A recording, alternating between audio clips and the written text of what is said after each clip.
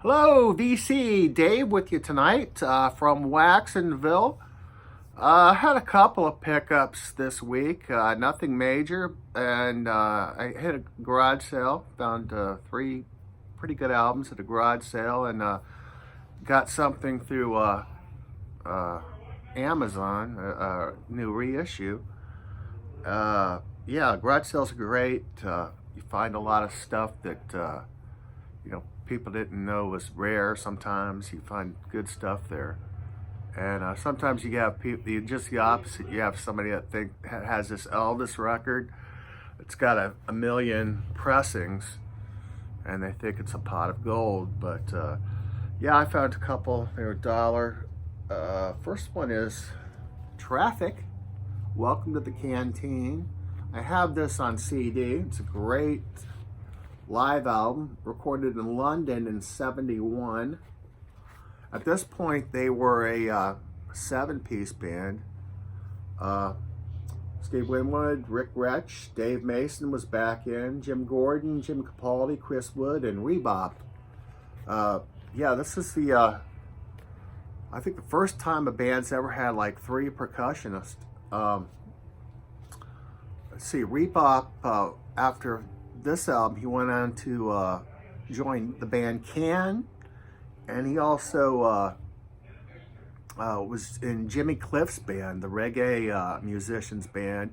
He actually was performing with Jimmy Cliff when he died. He actually died on stage, and I believe it was '83. And also in '83, Jim Gordon, who was like the #1 session man. When you turn it on the radio, you're going to listen to Jim Gordon because he played with everybody, and he was a member of Eric Clapton's band also.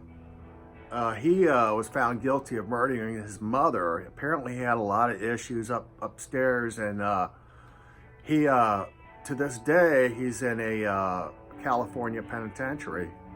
I think it was the same one that they kept Manson in.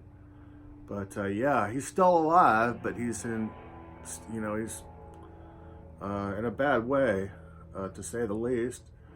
And Jim Capaldi, he was a founding member of Traffic. He played on every Traffic album that came out. He passed away in 2005. He had stomach cancer, but it's a great album. They do a 10-minute version of Mr. Fantasy. And yeah, it's okay for $1. A little scratchy though, but I like the album cover. I think the fact that they didn't put Traffic on the cover is a little intriguing, but that's cool. Next one is Blue Oyster Cult, Culturus Erectus. You gotta love the album cover. I used to think this was Hypnosis, but actually it isn't. It's another, let's see, the cover design, Paula Shear, apparently. The back of it's got fossil-like things, cool dinosaurs, and of course a track listing. Another thing, this has a cool insert also. You got looks like a museum type deal. Of course, on Columbia. They put this out around the same time that they went on tour with Black Sabbath, late '70s, maybe '80, I believe. They did the famous Black and Blue tour, and Black Sabbath were starting the tour. I don't know, they were co-headlining, but at the time Black Sabbath had Heaven and Hell out with the new lead singer, Ronnie James Dio. And what's cool about this is you have an appearance by Don Kirshner, who was a rock promoter. He worked with the Monkees, and he had a show in the '70s, I remember that. Actually, I read I saw an interview. Apparently, Mickey Dolenz from the Monkees dumped a beer on Don Kirshner's head at one time. So that's for what it's worth. I picked this up the band. This is a German copy. I love the inner sleeves. Back of it. Yeah, I love the band. I actually think this album is better than Big Pink. I believe this is the, yeah, it's the original cover. Or the inner sleeve, I think. Got the Capitol label. And yeah, German pressing. So that was really neat. And last but not least, I've always wanted to get this album. First time I heard these guys, and gals, was on the second Nuggets box set. This is TheMutants. I think that's how you pronounce it, but it actually means The Mutants. They were a Brazilian band, and it's The Mutants in Brazilian. And this is a cool reissue with, I guess it's called Dig-a-Log. It's, you've got the vinyl, and you've also got the CD down here. This is a real cool, it's like very psychedelic bossa nova. And it's got some very heavy fuzz guitar on it. This label is, you've also got a little CD slipcase in there too, they included.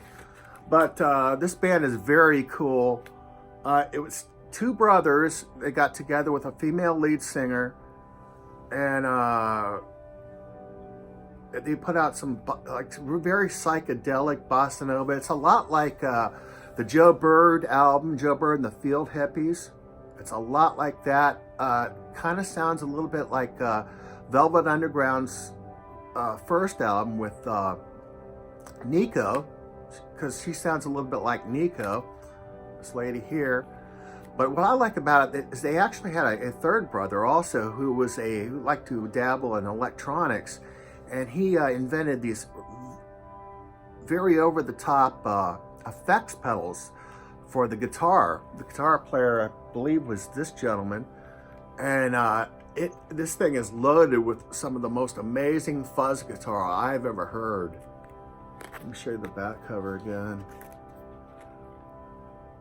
Yeah, I mean, it's very fat fuzz tone. Really like side 2, Bat Mukamba. That is one of the most craziest things I've ever heard in my life. But they went on for a while in various lineups, but I'm glad to find this album. So far, I've never seen anybody show this. I'm probably wrong. I'm sure somebody has, but yeah, I really love this album. Brazilian Psych. Glad to add it. And that's about all I've got. Glad to watch everybody's videos, enjoying all the videos from everybody. I haven't seen everyone's because that's impossible, but I'll see you again real soon. Thanks for watching.